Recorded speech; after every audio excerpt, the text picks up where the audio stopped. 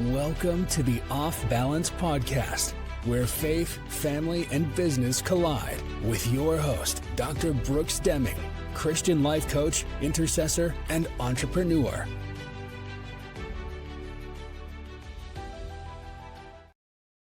Welcome to Off Balance, the podcast where faith, family, and business collide, and we navigate it all with grace and grit. I'm your host, Dr. Brooks. Today on Off Balance, we welcome Stéphane Akoki, a writer, social entrepreneur, and speaker whose story embodies resilience, faith, and purpose. He was born in Côte d'Ivoire. Stéphane's path has taken him from deep poverty and betrayal to becoming the first Ivorian graduate of Brigham Young University Marriott School of Business. Along the way, he faced unthinkable challenges, but chose faith over fear, learned Mandarin, and rebuilt his life from the ground up. Today, he leads Elevate Côte d'Ivoire, a nonprofit creating pathways through education and job opportunities for Ivorians. So please welcome to the show, Stéphane. Hello. Hi, Stéphane. How are you today? Doing great. How about you? I am doing so well, and I am so excited to have you on the show. So if you could just give a brief introduction of who you are and what you do. Yeah, thank you. And thanks so much for having me on the show. So Stéphane here. I am from Côte d'Ivoire, born and raised. I'm currently the founder and CEO of Elevate Côte d'Ivoire, which is an organization that empowers Ivorians and then Africans to rise above poverty through education and job and entrepreneurial opportunities. Like I said, born in Côte d'Ivoire, spent most of my life there, experienced civil war when I was 12 years old. So faced lots of challenges from poverty to insecurity and civil wars to living in China where I was scammed, and then found my way here in the US via scholarship, through resilience and persistence. And I was able to create a wonderful life here in Saratoga Springs, Utah. You have such a unique story of just overcoming and being resilient. So can you share a defining moment or experience from your journey that led you to where you are today, particularly in the context of overcoming adversity? Yeah, that's a fantastic question. I was just reflecting on my journey and all the phases and all the steps I've taken. So I would say it's a hard question to answer, to be honest. As in, there's just so many little moments and that you're like, oh, wow, like this, I'm more capable of doing, I'm more capable than I thought I was. And I was able to overcome this adversity. But I think it starts for me on my belief in God, my faith in God. I was very fortunate to be born and raised in a country where everyone believes in God. We greet in the name of God. We're grateful for the little blessings that we get. So that has built a character of gratitude. It's also built a character of I'm not alone in this journey because God is always with me. I would say like that, and I want to reflect on that moment when I landed in Washington, D.C. That was in September 2014. I was asleep for such a long flight. I'd flown from China to Ivory Coast, 25 hours. Then a couple of days later, I flew 30 hours through Italy, Ethiopia, and all to the U.S. It's been like 50 hours. I was exhausted. And I remember I sat with those Nigerian folks that were coming home to the US, and they were like, wake up, we're in America, wake up, we're in America. And I remember looking at the window, I was like, oh my goodness, like just feeling a sense of like pride and gratitude, and I'm in the land of opportunity. And it just felt like nothing was impossible at that point. Because at that point, I just looked through what I had experienced in China, and I looked through the Civil War and all the opportunity that I did not have throughout my life. And then I remember actually getting to the airport, getting on Skype and calling my mom and saying, we're never going to be poor again. And she was like, what did you see over there? I was like, no, just the feeling of being here and just thinking about every failure that was overcome by the grace of God. I just felt invincible at that moment. And I just knew that there was nothing that was going to come on my way that I and God couldn't overcome. That's awesome. So when you moved to the United States and you pursued education, did you have the idea of your nonprofit in your mind then, or was that something that was birthed later in your journey? Yeah, that's a fantastic question. So I would say the desire has always been in me. So it started off early in my journey when I was still in Côte d'Ivoire, and I'd served a religious mission for the Church of Jesus Christ of Latter-day Saints in Ghana for 2 years, and I've returned when I returned was the end of our final, what we call the grand finale of our war. So the country was in a really bad shape.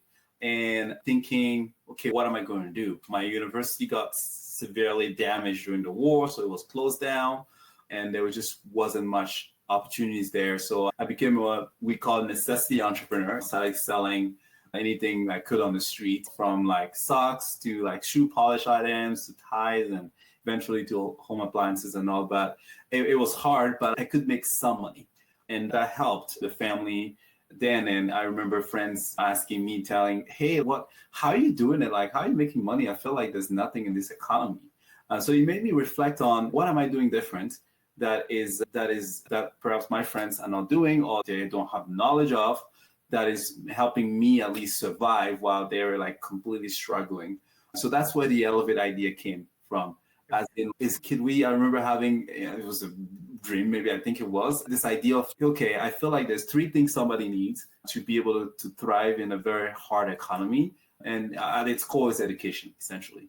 But what I had was English that I learned in Ghana. And English helped me with side hustles, teaching English, creating English materials. So I felt like learning English has opened a world of opportunities to me. So learning English was what I was thinking of as in terms of education-wise. Also having computer skills.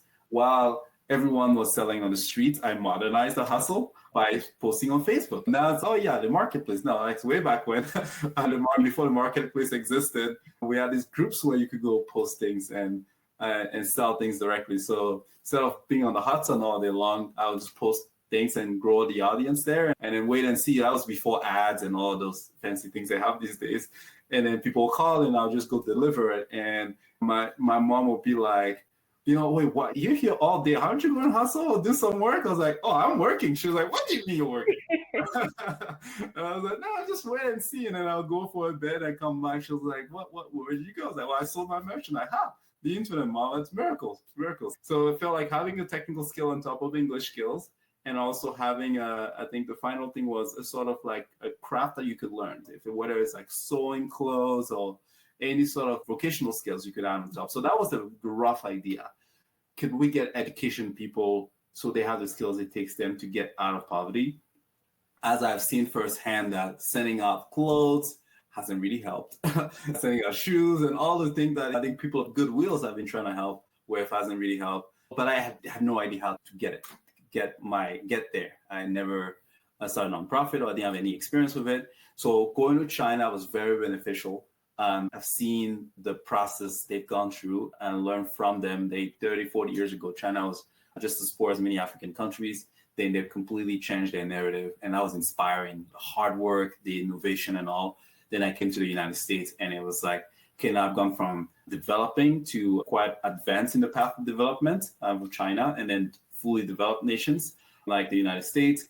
So like a combination of that experience was like, okay, I think I have a sense of what I can do. And then combined with research and networking with people here, Elevate started. It actually started right when I got here.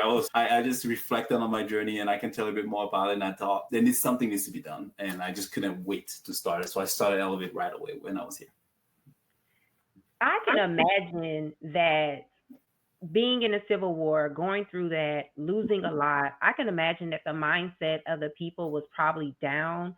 So how did they receive your idea to come in and to help them with employment and to help them with education and job opportunities? Was that perceived immediately, or did you have to get buy-in? Yeah, that's a good question. It's hard. It's really hard because essentially you're right.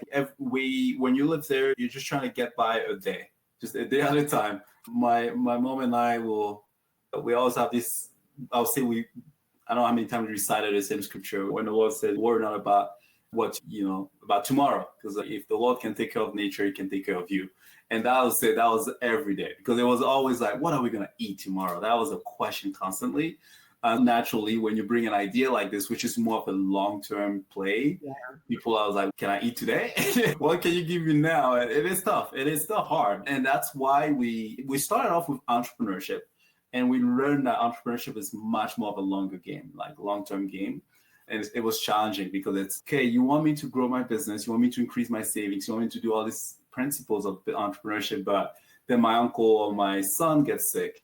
Then I have to spend all my capital to go solve that problem. It's one class I've I took said, one professor said, being poor is risky. And it's true. It's very high risk because you have low capital and but lots of problems that could come up. So every time we help a business person, it'll fail because capital is spent, which totally understandable. So with employment, what we've done is how can we get people trained as fast as we can? So then the weight of is a lot lower before they could get something stable. And we've seen that. And then the powerful thing that comes from employment, that's why I love employment so much, is it brings that stability instantly. So once they start worrying about the next meal, then all the innovation and incredible things can happen. One example of that is Ruth from Nigeria that I love to quote. She was struggling with she is a single mother of two, struggling with 3 different jobs that were still not paying the bills and helping the kids go to school. With employment, we're able to 7x her income while as she's working as a virtual assistant with an American company, and that transformed her life. They moved to a new place, the kids went to private school, and it's just amazing to see the ripple effect. And now she owns a poultry farm. And so like just giving her that stability solved the immediate problems that comes from the inherent poverty. And now she's thinking bigger. She's thinking, I think she was saying almost she wants to open a park, a children park or something. And it's incredible to see that you could go from, I don't know what I'm going to eat tomorrow, to now I want to build those big things. And so entrepreneurship is so much easier when you have that wrong way. And we learned it the hard way by trying entrepreneurship first and realize, well, you got to eat today. And then tomorrow I can think about a big business idea, if that makes sense. Yeah. Yeah, so I was reading your story and I saw that you were stranded in China. Can you give us a little background on that and how did that happen? Yeah, that's a fun one. A fun one now I can say. It was so fun. It was like related to all the struggles that were happening. Come home from Ghana, university is destroyed. And I'm like, oh boy, that's not fun. Then I try to go to private school. They're saying $2,000 a year. That I can't afford that. And that's about $1 million locally. And for context, the average person makes about $100 a month. So it's just impossible to save enough to get there. So then I tried scholarships because I had decent grades in high school. Then you got to pay bribes. So then you're like, if I pay the bribes, how do I pay for the remaining school fees that I can? It's a chicken and egg problem where you cannot get to school. So I wasn't able to go to school for an entire year because we couldn't afford that. Then eventually get to a school that is affordable, but affordable also means bad quality. So no professors don't show up in class. Computers, I was in a technical computer school, but there was no working computers, super funny. And all these challenges, and at the end of the day, my parents are like, we got to get you out of here. Everything we've tried hasn't worked. So China comes as an opportunity through a friend. And it was a local agency that was sending students to study in China for better educational opportunities. So okay, that makes sense. And that education was supposed to be in English. So it's an easier transition. And so my parents took bank loans because they didn't have the cash that they paid for a very long time, unfortunately. They paid that agency and was supposed to cover the 4 years education and then computer science degree education. Then I get to China September 2014. Then the plan was to have the school welcome me and all. No one is at the airport. And I'm by myself. I don't speak Mandarin. I decide, hi, my name is. It turned out wasn't very helpful. And then no one shows up. Then it's this like fight to survive, eventually find a school. It exists, which was like, okay, that's great. The school at least exists. But then they tell me the program doesn't exist. They tell me the money that we paid never made it there. So I was quickly kicked out of the school because I couldn't afford to pay the boarding and all. And so I had to figure out a way to stay there. So that's the setup of how we were scamming. And I and three other friends also were in the same victim of the same scam where the agency registered us. I think it was like $50. And then they took all the thousands of dollars that we gave them for the boarding and the education, plus the program did not exist. So that was the stage of the 1 year survival in China. Wow, that is interesting. Just by your story, I can tell that Iberians are very resilient. So what practical lessons about resilience and adaptability did that season in China teach you, and how do you apply them today?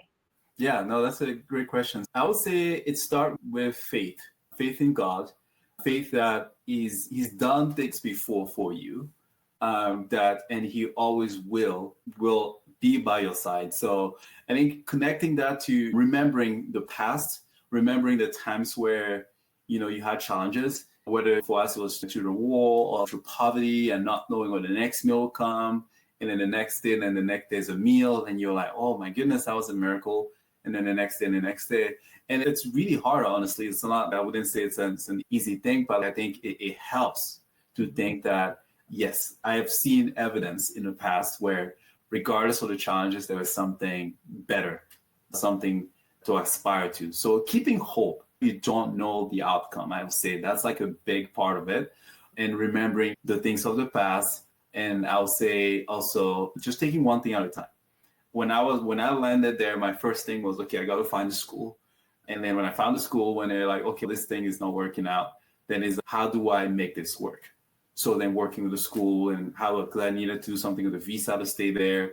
How do I make that work? Then it was like, how do I eat? And then how do I find a place to stay? So it was really taking one step at a time. And in that journey, acknowledging that it's hard. Like it's not, you don't just brush it off and be like, oh, it's easy. You're in a country where you don't speak the language. You don't know what you're doing. You're by yourself alone. Like it is a hard thing. So acknowledging the hard things. Yes, this is not easy. This is hard, but I just have to take it one day at a time. Else it's just too crushing. Think about all the pressure of food, housing, what am I going to do? What am I going to study? So I think taking one day at a time, remembering the good things that have happened in the past and having faith to, again, keep going as God is writing your story, as He can change your narrative, but you have to act every single day to be able to do that. That is really good. So through Elevate, you're helping others rise above. I know you say poverty, but I really don't like poverty. I just don't like that word. It's like a negative connotation. And sometimes when people think of poverty, they think of people that are not worthy or valued. So I don't like saying that, but I put it in this question to pose it to you. How did your struggles shape the vision for the work? And what do you hope will be your lasting impact on the people that you serve? Yeah. And I like that point you made about poverty. In fact, our mission statement doesn't have the word poverty in it, and that was very intentional. It has the word prosperity, as in this is where we want us to be. Yes, you're right. I read books about poverty and all that. I was like, I wish there was a different word. but I think what I've been saying to people is probably like economic poverty. There's definitely types of poverty. It's just like you don't have the financial means to afford certain things, but the culture is so rich. The faith is so rich. The community is so rich. And I think we're rich in so many different ways. And it's that richness, honestly, that has carried me through those challenges. To the specific answer about what's the end for Elevate is how, again, it started with how can I make sure that the next generation doesn't have to struggle I did? How do I ensure that the youth that have dreams there, that are hardworking, that want to make a living for themselves, and don't have to go through those challenges. And that's why I want to take this opportunity to talk about Elevate University. We're bringing the opportunities at home. So we're telling our youth and our people, you don't have to if you want to live the dream that you want. You can live your African dream where you're at. We're working 4 countries right now: Côte d'Ivoire, Ghana, Nigeria, and Uganda. And we had also done education in other African countries, but we're telling them, no, what does the dream look like for you where you're at? And we can bring that to you. We can bring the employment that will pay you 5-10 times more than the average, so you can have a comfortable life. And we're bringing Elevate University. And what that is, we're bringing the world-class education at home. Why did I have to leave? Because I could not find that education in a way that was affordable and also that was free of bribes and corruption. So we're bringing a university starting Côte d'Ivoire for campus. We're opening next year, and that will have an element of what are the best things I've seen in the world. And I'm so grateful for my journey. I've seen how China has turned the country around. I've seen the United States and the Industrial Revolution and its impact in the economy here and all the things that great minds, the immigrants impact in this nation. Immigrants from all over the world have come here and created this beautiful country and done this fantastic impact. And how do we bring that knowledge and that experience to our people there, because I feel so fortunate. I go back and I see that world in a different lens, because I've seen other countries, other cultures, and there's so much we can learn from them. So that's what Elevate University is going to be telling, hey, you can learn mechanical engineering. You can be the best computer scientist at home. It's going to be affordable, and you don't have to bribe. Don't have to go to corruption. It will be based on merit, and it will be made to empower the people first, but also be made and designed to empower the country as a whole. So Africans can solve African problems and spread that impact to the continent. See, that is so awesome, because a lot of the times when I see people come from different countries and they come to the United States and they get educated, they get the education, but they stay. And so with Elevate University, you are going to have an opportunity to keep that intellectual knowledge, that property, those diverse skill sets in your actual country. That's going to be amazing. Like, that is really going to transform the footprint for next generations to be able to thrive. Like, the Civil War will be a thing that you would literally have to remind them of, this is where we came from, because it will be so prosperous there. So that's such a good idea to do that. Thank you. So what made you think to do that? That is such a witty idea. I always pray and say, God, give me a witty idea. That is such a witty idea to branch off and do a university. Thank you. We can only thank God for all the beautiful ideas. And I go to him and say, Lord, I want to help. I want to help my people. And combined with studying and researching, looking around, studying Singapore, studying China, the Asian tigers, we call them, studying the United States. And they all have a common pattern. They invested in education. They've designed education to solve their problems. And that's a challenge we're having with development overall. I think a lot of the organizations are trying to solve it from a foreign perspective.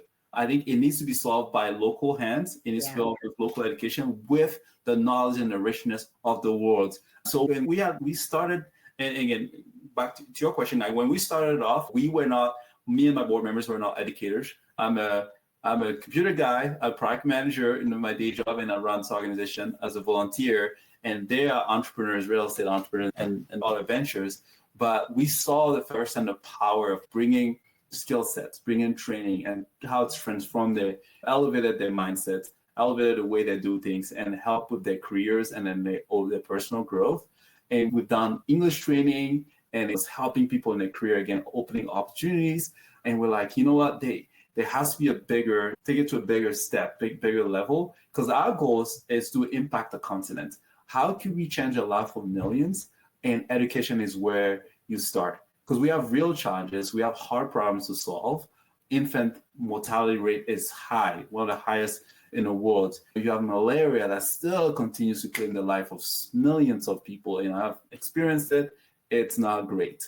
You have food security challenges. We have a continent that has 60% of the arable lands in the world, yet we fail to feed our own selves. There's so many things that the Lord has blessed us with, so many resources. How do we turn those resources and create a prosperity for us? And I think the answer is we need to train the right people. We need to train the right skill set. And that's what Elevate University will be designed to do in its first iteration, which is we looked at, okay, what are the problems? So we flipped the script instead of let's train for jobs, which is a good thing, or let's train what any university does. But instead we said, what problems does a country and a continent have today? And then from there, work backward and say, what degrees can solve those problems? And now then look around the world and be like, who are the very best people at this specific skill set? Whether it's the Americans, the Japanese, the Chinese, the Indians, and then learn from them, and then let's bring it home and then transform our country.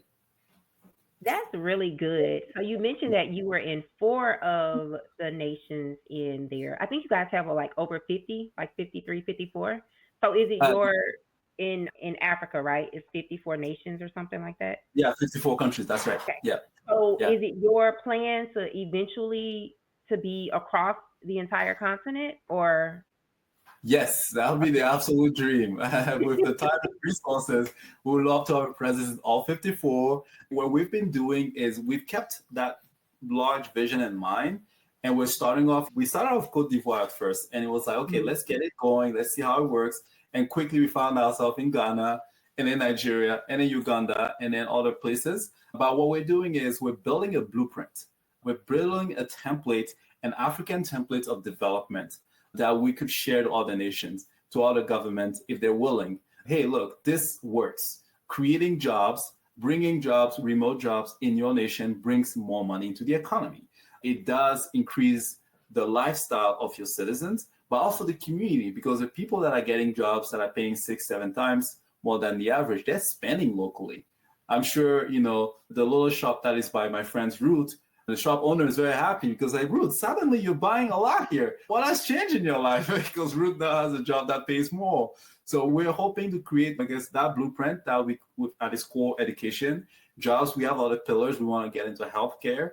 We want to get into shelter. We want to get into essentially how do you create a better life for a community, essentially. But it's a large endeavor. And if you want to do it at scale of millions of people, it's a very difficult problem to solve. We have lots of cultural diversity, different languages, different tribes. And that makes it even more exciting, but definitely keeps me up at night because it's a very hard problem to solve. But we're excited to start small, and then we're just growing and learning as we go. So how are you staying humble? Because to come from experiencing civil war, experiencing not knowing like what you're going to eat, and then you were able to travel to all of these different places, and then you ended in the United States. In the United States, although we have some economic issues, for the most part, you literally can have whatever you want at your fingertips. So how are you staying humble to not forget where you came from? Yeah, that's a great question. That's the question I ask myself all the time. And you're right. Yeah, I remember my beautiful, very lovely host family as a student that were willing to let me stay with them, and Jill and Dave Van Langveld. And I remember my first couple of weeks, I would go to the kitchen and I'll just open the fridge and look. And they will always be like, you did something? I was like, no, I'm good. I was just in awe to see that one less thing to worry about. And it's just food and it's available. And I remember I would always, and Jill I call her Mom Jill. She's very perceptive. I'll always fill my cup half the way there. And then one time she noticed, she was like, we have more. And I was like, I just can't get over the fact that there's so much. I was trained in scarcity, and I always think, okay, you can't have too much because you got to think about the next person, you got to think about the next day. But that was a hard mental shift. So I had to shift from scarcity to more of a prosperity and abundance mindset. But it's hard also to remain, like you mentioned, like humble to like, okay, this is where I come from, because it's easy to forget. But I think, honestly, it's a lot of remembering myself, and going home has helped a ton. I've been here, it took 10 years before I could sort out visas and all, before I could go home. It's too long. But going home was like super, super helpful. And it's staying grounded to, through my friends or my family that's still there, and hearing the reality and all, and also help with people that we work with, because it's easy to forget. You get into this world where, like the rat race, you go to business school and everyone talks about 6-figure earning. You're like, okay, I should shoot for that. You have the nice car, you have the nice house, and you forget that, yeah, making $200 a month used to be a lot to me. Like I remember my first job was making $8 an hour, and I called my mom like, we're so rich, you have no idea. I quickly learned that wasn't very much money. But I think it's just like remembering those experiences, reading even through my own memoir and the journals and all, and just kind of smiling at, wow, like we've come a long way. That's something my mom and I always say to each other. We've come a long way, and we're grateful for all the things that were brought to us. And every time I go home, it's a stark reminder of those things. Hey, I have so much, and I'm so grateful for all the things that I have. And I try to remind people around me too. Like I used to tell my friends in college, hey, let me tell you, it could be a lot worse than you think. It's not that bad. I'm sure they hated me for saying that, but I was like, yeah, because we've seen some pretty terrible things over life. But I am also grateful. I say often that if I were to re-architect my life, I would tell God, yeah, you know what? I'm so happy that I started where I started.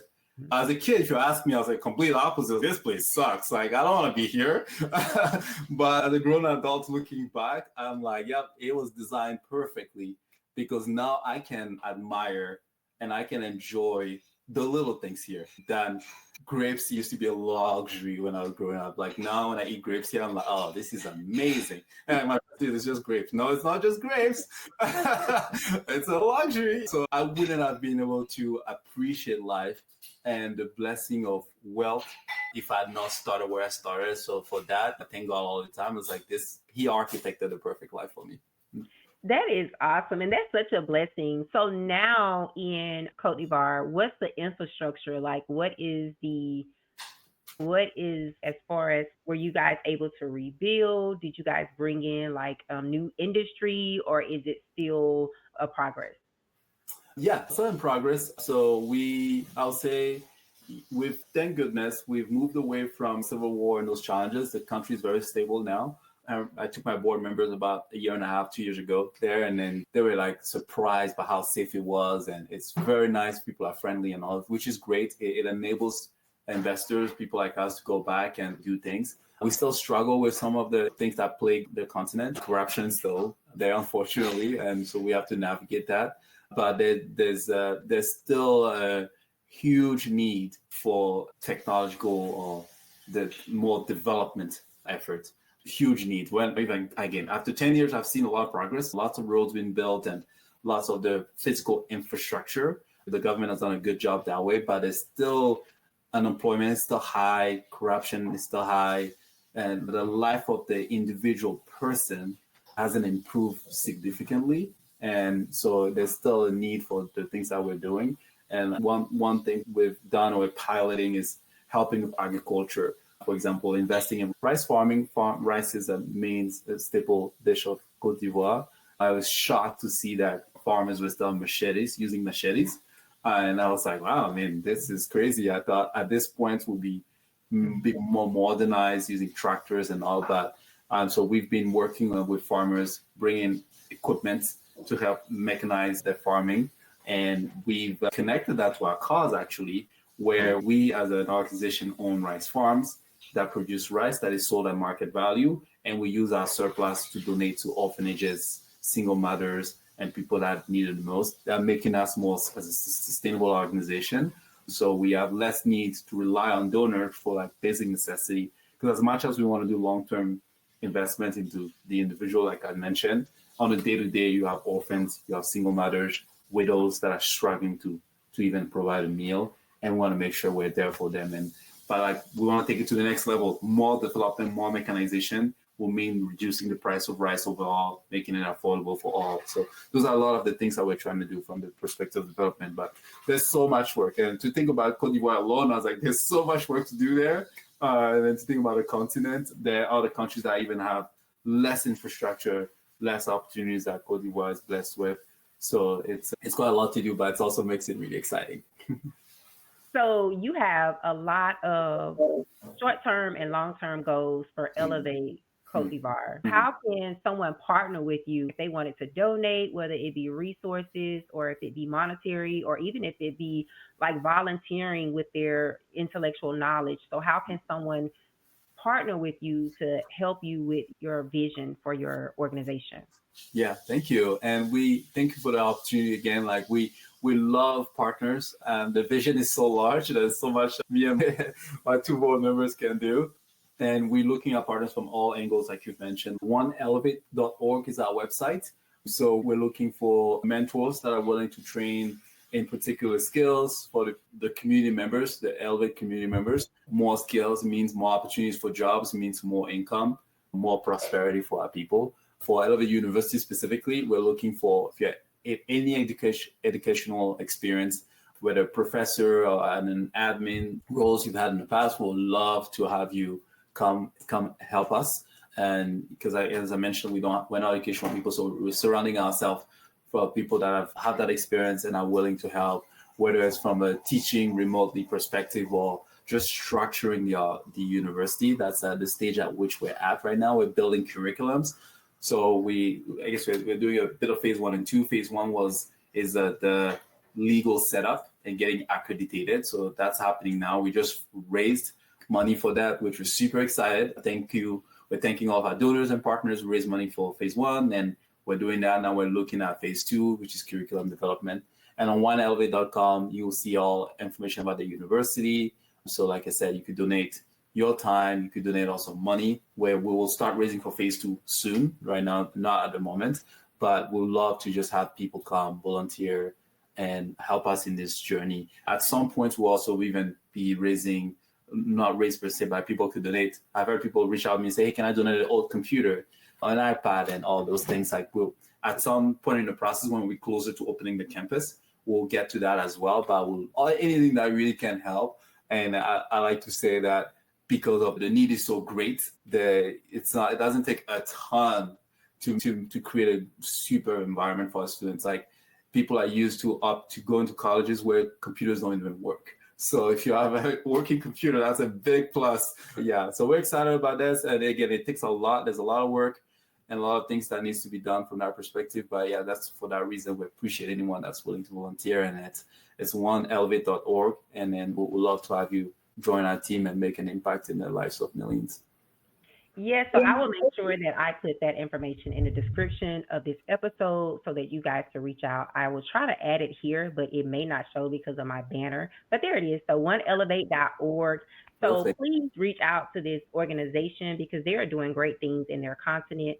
And it's very important to educate. It's very important to employ. And it's also very important to give people some type of hope and to show them that they are not discarded. That's why I don't like the word poverty, because when we say poverty, people think of discarded things. People think of lack of value. No, these are people that have pride in their continent, pride in their communities.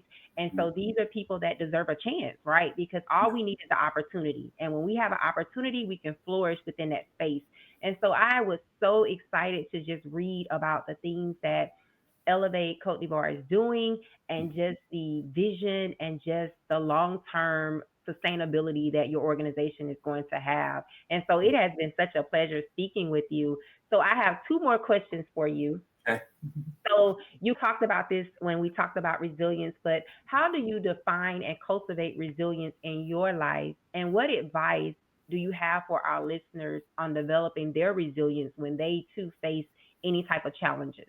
Yeah, that's a fantastic question. I would say again, like, starting with hope, keeping hope despite the uncertainty and the challenges that you're facing, and taking one step at a time, one day at a time, solving the problem you have right in front of you. And then if you believe in God, if you believe in the universe, believe that everything out there is designed for you to succeed. As much as doors closes, as much as you're getting rejected and all, there are people rooting for you. So I'll say that leads to my second point, like ground yourself in your community and the people that believe in you. And in my journey, there were just incredible people that I call angels today, from either Côte d'Ivoire to China and to here, that have been there for me and then supporting me and pushing me forward.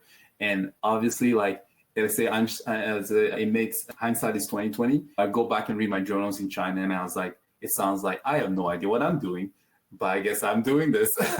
So it looking back, it looks like, oh yeah, it seems like you had a clear path, but it's never that way. But it was really the faith to take one step at a time. Like I said, start with food, worry about food today, then worry about shelter the next day, then worry about how you're gonna learn Mandarin, and then all the other things that came with it. But like, keeping the faith and acknowledging that it's okay to have a bad day. It's okay to be sad. It's okay to feel defeated. I felt that way when I go to China. It took me a few days to be like, okay, this sucks. Processing the anger, it's okay to take that time to do that. And then, like I say, I tell myself I have this many days to grieve, then back to work. Yeah. But you can skip the steps there. You can say, you know what, I'm just going to pretend like nothing wrong is happening. You just take the time to acknowledge the challenges. And again, go back and try a little bit every single day. And I feel like it's a cumulative persistence of an action taken every single day in my life that has led me to where I'm at. And also not neglecting I'll add to any learning opportunities. And for me, it was learning Mandarin was initially started as in, like, why the heck would a guy from Ivory Coast I learned Mandarin in China. It makes no sense when, for me, it was a spiritual thing. God was like, you need it, you're going to need it. And now looking back, it's helped me professionally. And it's just created so many wonderful relationships I wouldn't have otherwise. Like I'll interview, I remember once interviewing in California for an internship or a job, and this person was Asian. They looked at my resume and was like, hey, dude, your resume looks good, but why do you speak Mandarin? That's what I'm interested in. It opens so many fun conversation and especially Asian community, and going to Chinatown speaking Mandarin and having people just scream and like, why do you speak Mandarin? And it's just so much interesting. You can relate to people at a much deeper level when you speak their language. But I just think about all these wonderful experiences, and it's just because I've taken the faith and the belief to learn and not neglected anything along the way. Whether it's English, whether it's Mandarin, it's always the same story. It's okay. You never know when that knowledge is going to pay off. So as you're in it, don't neglect it. Take it seriously. Learn it. One day it's going to come full circle. And I am so glad I've taken the step to choose a hard path and then done the work to learn, because in the long run, it will always pay off. So you boast about Mandarin, but I read in your bio that you actually speak 4 languages. So what are the other languages that you speak? Yeah, it's a good question. I guess Mandarin came out because of the whole China stories. But yeah, French, born and raised speaking it. And we learn English in school, but it's the ones I skipped the most classes, and then I was forced to learn in Ghana. That's why I keep saying, hey, take any opportunity to learn. I'll say you'll regret it sometime. And then I learned Spanish in school as well. So then it's French, English, Spanish, and then Mandarin. And I learned Chui, which is a local dialect of China in Ghana, which I don't speak very well. And I'm ashamed to say that because my African friends are like, dude, how do you speak better Mandarin than a non-African dialect? I was like, yeah, I'm ashamed to say that, but it is what it is. I should brush up on my Chui, and I still do understand it quite a bit. I was in Ghana recently, and now my next step is now to branch into my mom's language, which by the way, I was never a language person. I was the one that resisted learning languages because my parents spoke 2 different languages at home, and they were like, you gotta learn, you never know. And I don't need that. But now I'm like, okay, I need to connect deeper to my roots and learn those languages. But yes. You are so intelligent, because I lived in Okinawa, Japan for 3.5 years, and I took Hangul for 2 years. But every time I would practice, the locals would want to speak English. And so I never really got an opportunity to practice the craft. And so now I really can't hold a conversation, but I still know how to ask questions and I know the basic greetings. But I was very disappointed. I was like, I am paying, I think it was like 5,000 yen to go to these classes twice a week, and you guys want to speak English? And so the fact that you were able to learn it and to be able to retain it, that's really good. So that's good. No, thank you. Thank you. I was in Japan recently. It's a fantastic place. That's probably another conversation, but I would love to learn more about your experience there. But one thing I'll say, though, is after about 4 or 5 months, maybe close to 6 months in China, I realized the same thing. Like, I was not making any progress. And I think the problem was we're international students, and from all over the world, we all spoke English there. And then when we were Chinese students, they also wanted to speak English. Then that's when I was like, wait a minute. I feel like my English is getting better, my Mandarin is not. So that's when I actually made a switch in my approach, where I would force my friends to do 50-50. You speak Mandarin for 50% of the time and speak English for a bit. And then I actually started interacting more with older people that had no interest in learning English. It was hard to understand them, but spending time with them really forced me to learn the language. See, that's good, because I feel robbed, because I really tried to learn the language so that I could appreciate the culture and show respect and honor to the culture, but they was not having it. They wanted to speak English. I felt that way too. I was feeling robbed too. Yeah. So this is the final question that I have for you. Balancing faith, family, and business, it can be challenging. And so how do you navigate the equilibrium of it all in your own life? And what strategies or practices has been instrumental for you maintaining this balance? Yeah, that's a really tough one, because those aspects, like you mentioned, are so demanding. And I'll say the first thing for me is perhaps remaining anchored to the why. Why am I doing this? And that defines a lot of where I spend my time. For me, faith is important to me, and making sure pleasing God is very important. So that naturally leads to, okay, I need to spend time there. And then family, faith and family, I'll say business is important too, but I'll say faith, family, and business. But it's also hard to rank because sometimes each area requires you the time differently.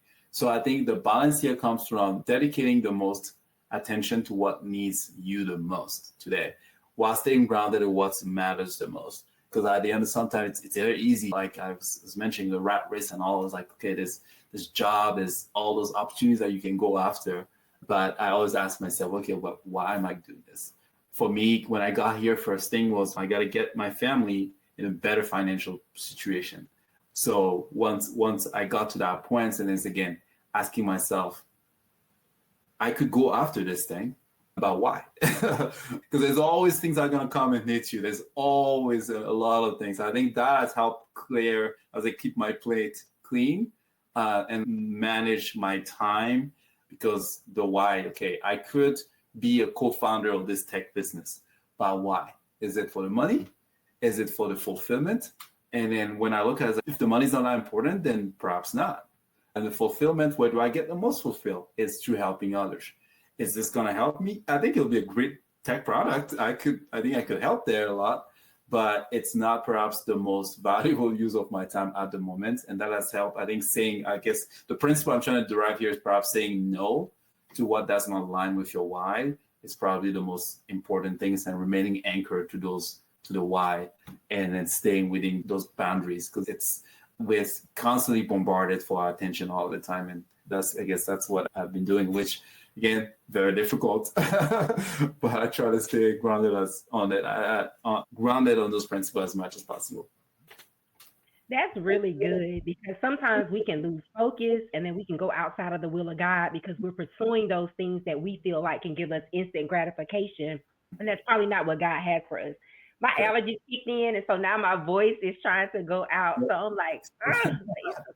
But again, you have been such a pleasure, and I had a great time speaking with you. And I know that my listeners are going to enjoy everything that you brought.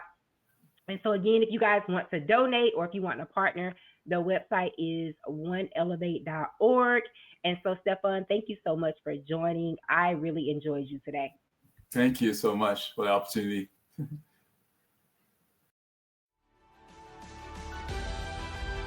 Thanks for joining.